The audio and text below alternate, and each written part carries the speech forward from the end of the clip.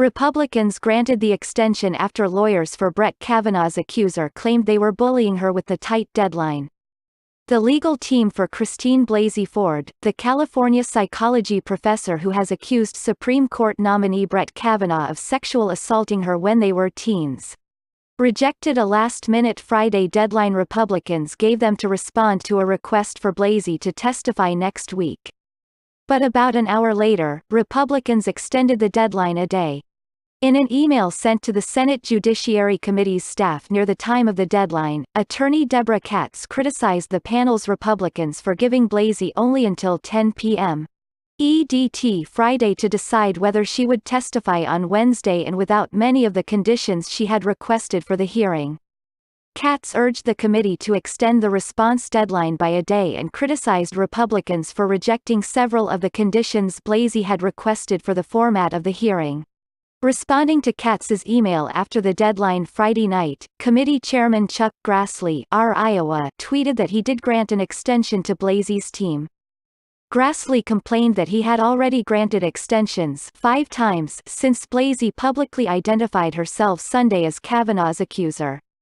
Several minutes later, though, he added, "With all the extensions we give Dr. Ford to decide if she still wants to testify to the Senate, I feel like I'm playing second trombone in the Judiciary Orchestra and Schumer is the conductor."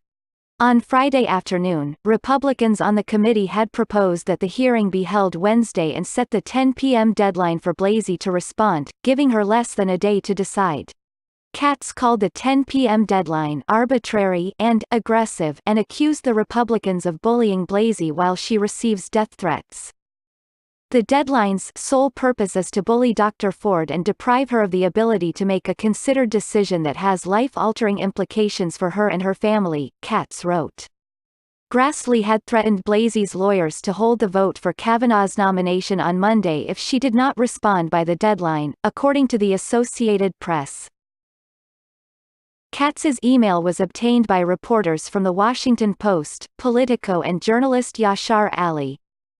Blasey's attorneys, on a conference call with committee staff members Thursday night, had laid out conditions under which the professor, who goes by Christine Blasey professionally, would be willing to testify. They asked that Kavanaugh testify first and that senators preside over questioning instead of bringing in outside counsel. They also requested that the hearing take place next Thursday instead of Monday, which Grassley had suggested earlier in the week. Blasey's attorneys also asked if the committee could subpoena Mark Judge, Kavanaugh's high school friend who Blasey said was in the room during the alleged assault.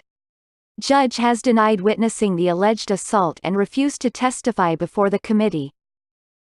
The GOP counter-offer largely ignored these requests, instead proposing a Wednesday hearing in which Blasey would testify first. It also specified that lawyers for the committee, rather than the senators themselves, would oversee questioning and that no outside witnesses would be called.